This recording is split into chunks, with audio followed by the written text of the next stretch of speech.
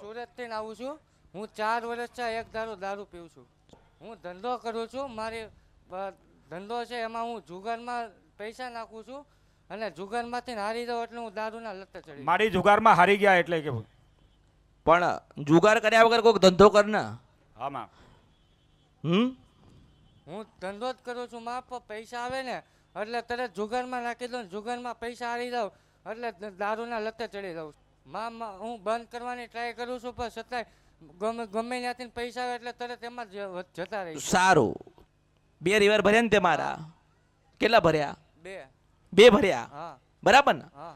એક કામ કર, પૈસામાં આવક થશે માસ્તર, હામાં અને કાંઈક બહાર જવાનું મન ના થાય. આમાં દીકરો પીતો હોય, ખોટા આડા આવડા વ્યસન કરતો હોય આમાં તો માનો જીવ તો બળે ને. આમાં માં કોને કહેવા જાય? આમાં માને સંતોષ થાય. આમાં એ કોક માતાએ વાત ખોલી હું મેલડી છું.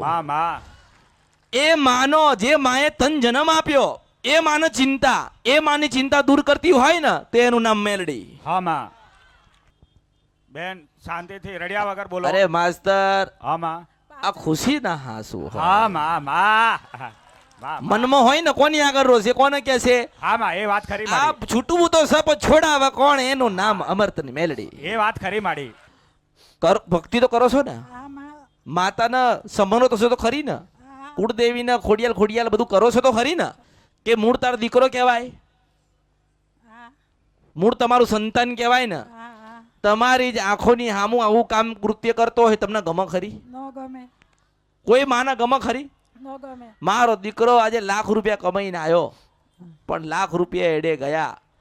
માસ તે બ્રહ્માણીને કે, માસ એટલે મેલડીને કે, માસ એટલે ખોડિયાલને કે, માં તું બેઠી છે મારા દીકરાને હાચવજે, મારા દીકરાને સંભાળજે, મારા દીકરાને આમાંથી વાળજે.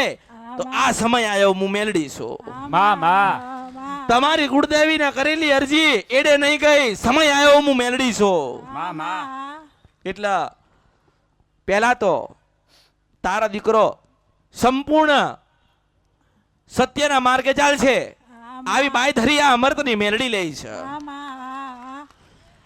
આજે મારી ફરજમાં હતી તો મેં ઠપકો આલ્યો ને માસ્તર. આમાં આજે કોને કહેવા જાય? હેડ કોને કહેવા જાય? હામાં હે? વાત ખરી માડી. કોને કહેવા જાય? કોઈને કહેવા જ નથી. આમાં. મને સંભળાય ને હું સંભળાઈશ, માં મને સંભળાય છે અને હું સંભળાઈશ. માં એટલે આ સંપૂર્ણ વ્યસનમાંથી મુક્ત થશે.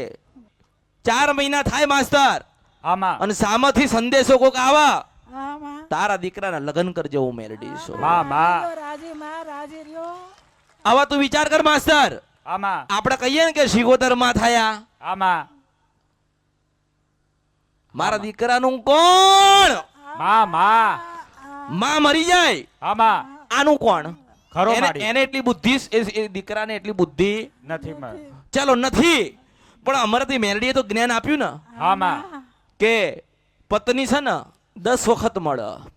આમાં રસ્તામાં કોઈ સ્ત્રી જતી હોય ને એ તને રાખડી બાંધશે, આમાં પણ તને દીકરો કેનારી માં નથી મળતી. માં, મને ઓળખો ને તો ઓળખાય. માં એક જ વખત મળે છે, માં એક જ વખત મળશે. આમાં એટલે મારા પગે લાગવું નથી ને મેં કોઈના પગે લગાયા નથી, આમાં પણ તું તારી માના પગે લાગી જા એટલે તારી માં રાજી થઈને તને આશીર્વાદ આલશે. હું મેલડી છું. લાગ્યું ભાઈ. પણ અરે માં આશીર્વાદ આલે જો એની આંખોમાં જો હું મેલડી છું. મારો દીકરો આજે સત્યના માર્ગે જાય છે, મારું સપનું પૂરું થાય છે, આમાં મારું સપનું પૂરું થાય છે.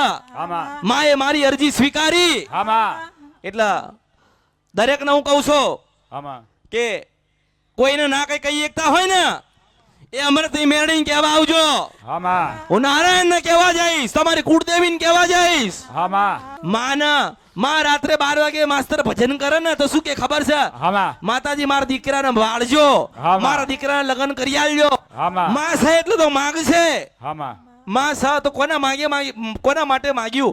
એના દીકરા માટે માગ્યું ને. આમાં એટલે એની માને કહું છું, ખરું દીકરાની માને કહું છું આમાં કે ખાઈને પીને આનંદ કરીને ખોડિયાલનું માતાઓનું ભજન કરજે.